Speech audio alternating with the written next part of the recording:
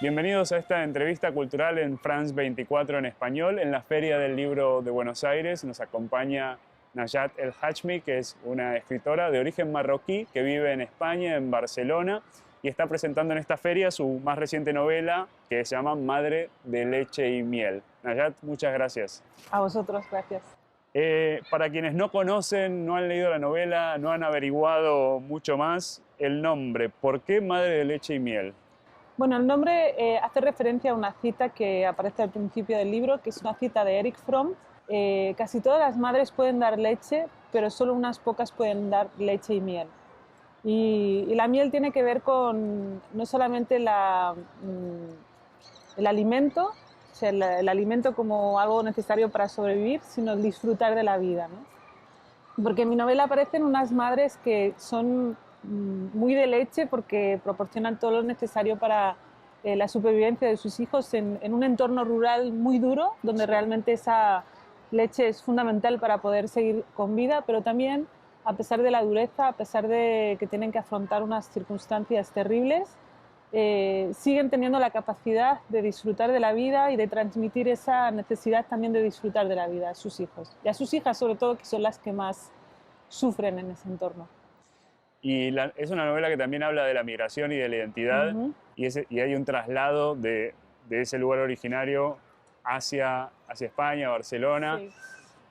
¿Cuán fácil es, tanto en la novela como fuera de la novela, en la vida real, mantener lo de la leche y lo de la miel saliendo de ese entorno originario y yendo a vivir a un lugar diferente?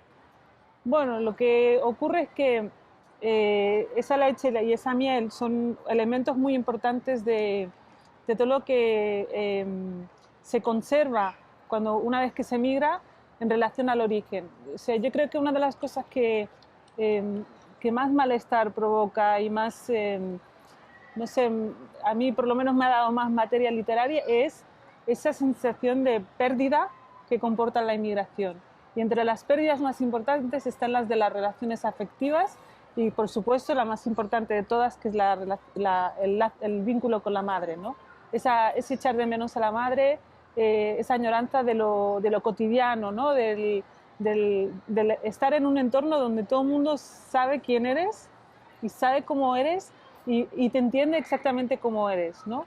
En el caso de la novela, la mujer que emigra es una mujer adulta que además se va un poco como sin saber absolutamente nada del lugar al que va y sin saber leer y escribir siquiera, ¿no?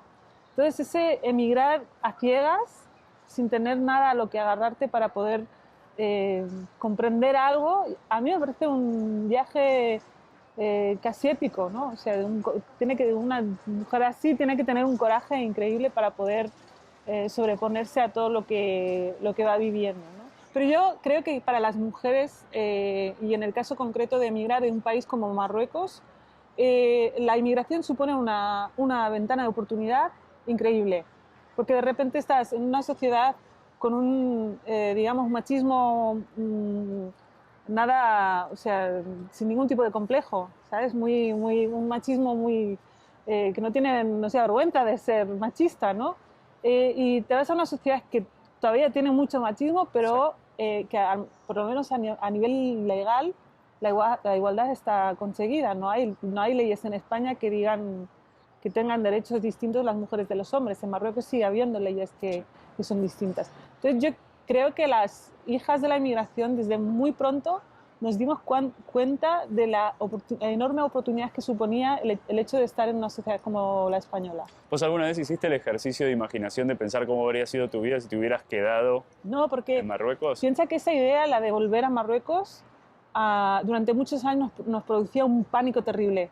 O sea, era lo peor que nos podía pasar, volver a Marruecos, porque además yo no vengo de un Marruecos urbano, vengo de un Marruecos rural, del norte de Marruecos, que además es una zona muy castigada, muy empobrecida durante mucho tiempo, con una historia muy convulsa. Entonces, volver ahí, para mí era como... De hecho, había una amenaza a veces por parte de los padres más autoritarios, que era, os vamos a devolver Y era como lo peor que te podían decir, ¿no? Pero porque... eso era por lo que vos escuchabas de otras mujeres hablar de Marruecos, o de un recuerdo de infancia, porque eras muy chica. Sí, pero la situación de la mujer yo la vi desde, o sea, forma parte de mi obra porque, entre otras cosas, la viví hasta los 8 años en Marruecos, pero luego cuando nos trasladamos también había muchas cosas que seguían con...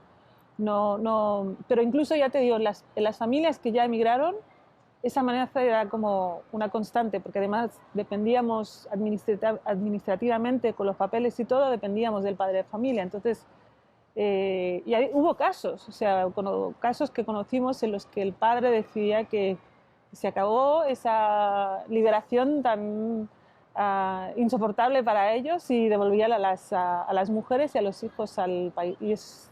Esa es una historia por contar, esa sería una cosa. Esa es tu próxima novela, tal vez. No, no es la próxima, pero sería una historia porque realmente es tremendo tener que...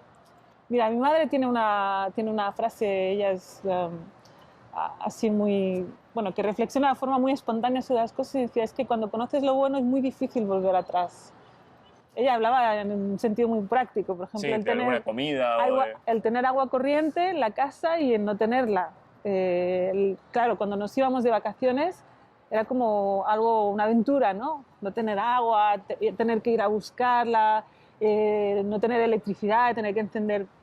Pero vivir así siempre, ahora no, ahora cambió y incluso hay agua corriente. Pero cuando uno ha conocido un grado de libertad, un grado de igualdad, de independencia, es muy difícil volver atrás. Y volviendo a la novela tiene un tono muy oral, digamos. Comienza con una escena de mujeres reunidas en torno a una mujer que les narra hechos en una tradición de años y años que se reproduce en la novela en la forma escrita. Me imagino que es una elección intencional para trasladar al lector a ese Marruecos rural.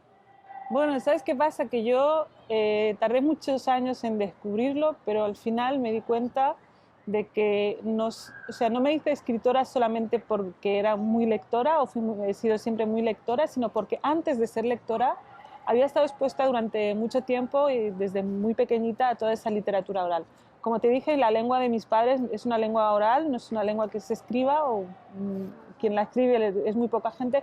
Entonces, yo viví durante mucho tiempo con montones de historias a mi alrededor que contaban, sobre todo las mujeres. Es una literatura oral muy femenina porque los hombres no tienen esa habilidad, es una cosa muy curiosa.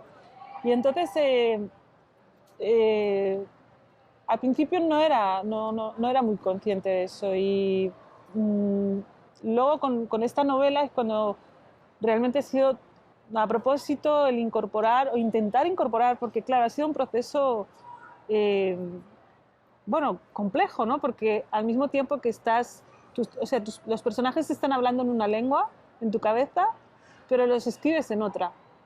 Y querer trasladar esa oralidad que en mi cabeza suena muy concreta es un ejercicio muy curioso. Sí. Pero es un ejercicio que a mí me resulta muy divertido. Para mí es una forma también de unir esas dos realidades, ¿sabes? O sea, porque durante mucho tiempo me sentí muy impotente porque no podía contarles a mis amigos en Barcelona el mundo del que venía, porque no tenía forma de hacerlo, pero luego tampoco cuando volvía no podía contarles a mis familiares lo que estaba viviendo. Entonces, de esa impotencia sale un poco la necesidad de contar esos dos mundos, pero en uno, ¿no? O sea, que forman un uno. Y claro, parte de la riqueza de ese mundo tiene que ver con la literatura oral. Y para mí es muy frustrante el no conseguir que el lector que no conoce esa realidad realmente pueda escuchar a esas mujeres, ¿sabes? Sí. O sea, era como... quiero que escuches cómo hablan, porque yo lo he vivido y lo he disfrutado muchísimo, porque realmente era algo que disfrutaba, ¿no?